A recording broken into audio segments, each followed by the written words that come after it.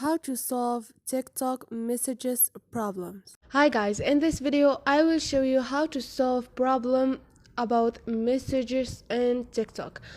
So all you need to do is go to your TikTok.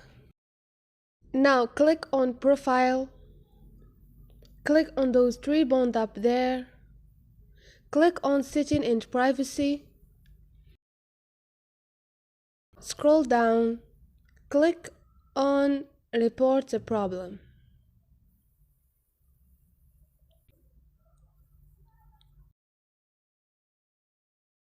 Click on direct message. And now click on your problem. Enable to send direct message. Now click on need more help. All you need to do is take a screenshot of your conversation with the person that the message doesn't even send, and write your feedback. I can send a direct message to my friends or anything, and click report, and TikTok team will reply to you. It's gonna take about 24 hours, and then your problem will resolve.